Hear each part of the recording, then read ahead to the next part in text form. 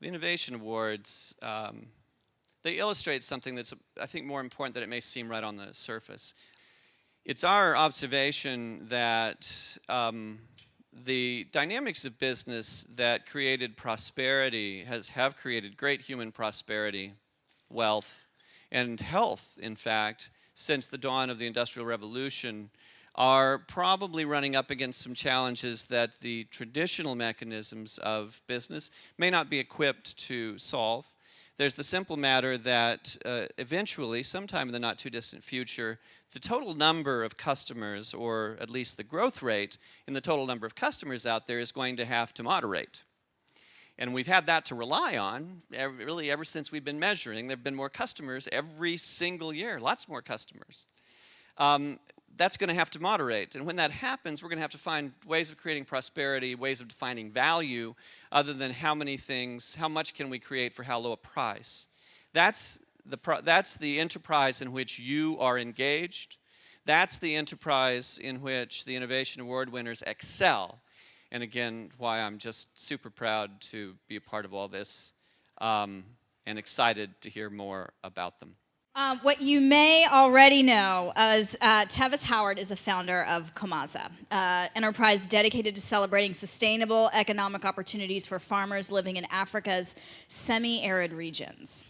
What you likely do not know is that this was not his first venture. When Tevis was in high school, he worked for a biotech company in Silicon Valley, and he developed a protein that cured multiple sclerosis in mice in high school. Because of that work in 2002, Forbes magazine named him to their high-tech teenage All-America team, part of the next generation of high-tech superstars. I was born as the child to two biotech scientists in Silicon Valley, and I had the silver spoon of science shoved very deep down my throat. So at the dinner table, we were talking about T cells and genetic engineering and stem cells and all that good stuff. Went to Kenya, and that's where my perspective broadened a little bit. And I think I realized two things. It was really the driving force behind my existential crisis. The first was that I don't want to make powerful people much more powerful. But more importantly, I don't want to be part of business as usual success.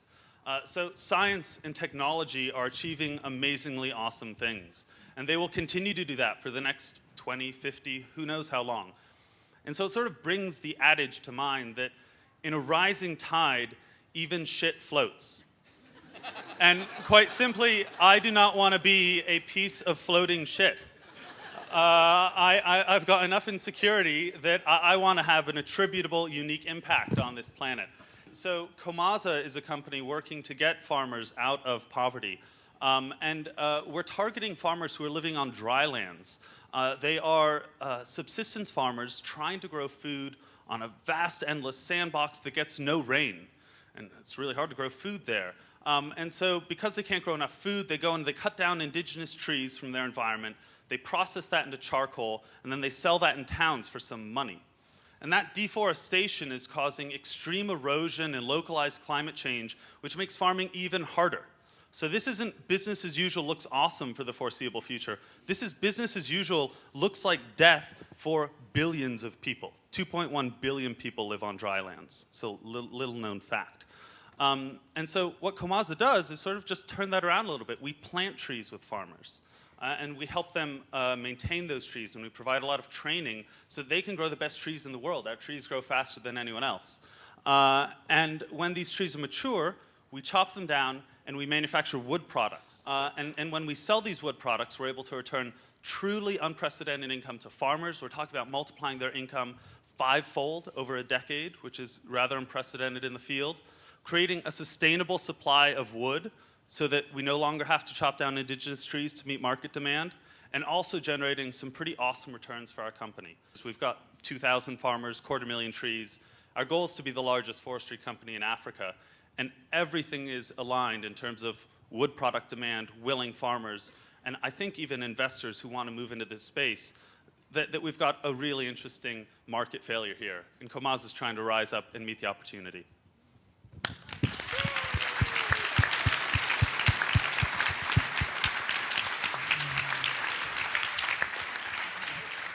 Tell us about the origin of the name KOMAZA, please. KOMAZA. KOMAZA is a Swahili word.